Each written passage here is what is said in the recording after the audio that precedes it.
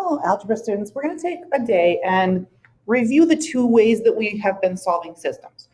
We've already solved systems by graphing and by substitution, so we're going to do a little bit of each of those, and then today's practice problems are going to be both of those things, graphing and substitution for solving systems.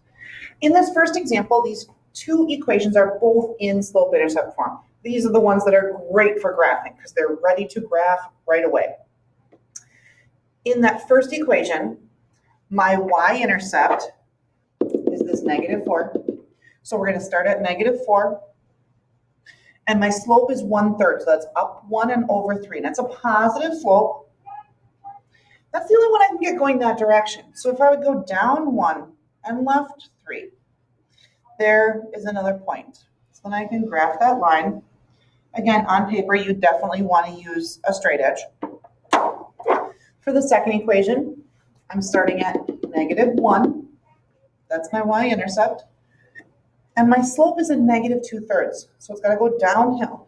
Down 2 and over 3, and that's my point right there. I can't get any more points that way, but I could go up 2 and left 3. Remember, the ordered pair where they cross is the solution for the system. So I need this ordered pair right here, which is at 3, -3. If I would substitute that x and y into both of my equations, it'll work in both problems. This is not in slope-intercept form for either one of these equations. In the top equation, even though it might look a little bit weird having everything on the left side, I've done problems like this before, and I've said that I kind of like this. When it's all on one side, it's equal to 0, I can move the y to the other side. In fact, with only a -1 in front of that y, this works really nicely. If I would add 1y, or just add y, that goes away. And now my equation is just y equals, just going to flip-flop sides, x minus 2. Which means that -2 is my y-intercept. My slope is 1 over 1, so up 1 over 1. And there's my line that I can graph. Got a little wobbly, but it's okay. Second equation, I have to do a little bit more work to get the y by itself. I would start with, I'm going to keep change. Subtract my 9 from both sides. Notice I didn't even line up the 9 underneath the 2. They don't match. They don't go together. So I've got -3y equals 2x minus 9. But then I would say I don't really want -3y. I just want y. So we're going to divide.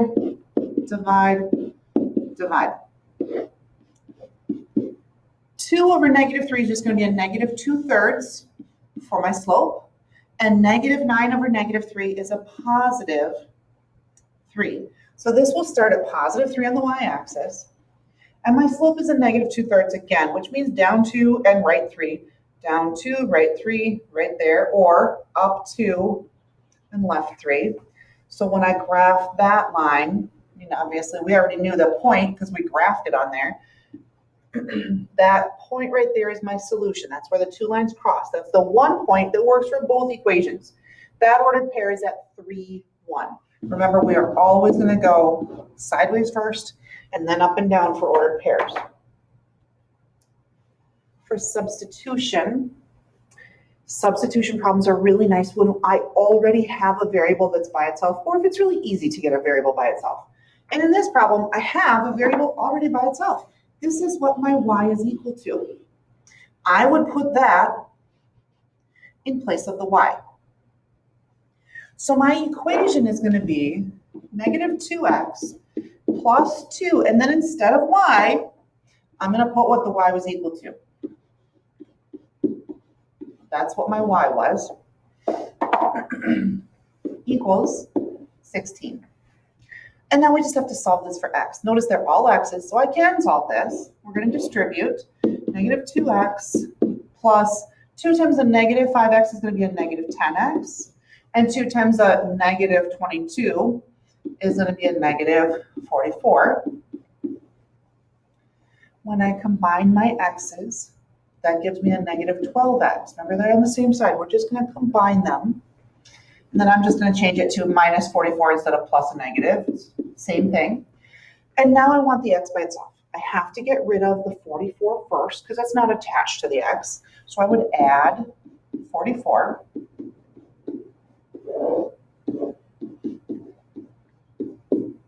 So that's going to be 60. And divide by negative 12. They're different signs, so it'll be a negative. And 60 divided by 12 is 5. So that's my x. But remember, you're not done. That's just the x. I need the y. So let's go back to where we had y equals, because that's what I really need to find is what y equals. So I would have negative 5 times my x was a negative 5. Minus 22. Negative 5 times negative 5 is positive 25. Minus 22 is going to be 3. So my ordered pair would be negative 5, 3. And remember, you can substitute that back into either or both equations. It should work in both equations, and make sure that works out. In this problem, again, I have one variable, the y. It's all by itself in that first equation. This is what y is equal to.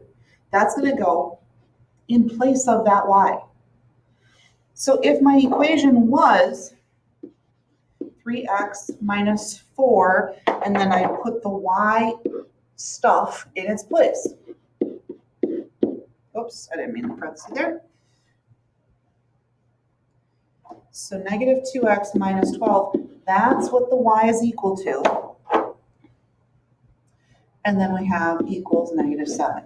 So again, just solving this, now it's all x's. Let's be careful here. We're distributing a negative 4 and the negative 2x and the negative 12, both negatives. So I'm going to have negative 4 times the negative 2 is positive 8x.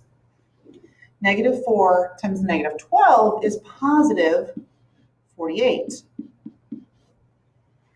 And when I combine these, I get 11x.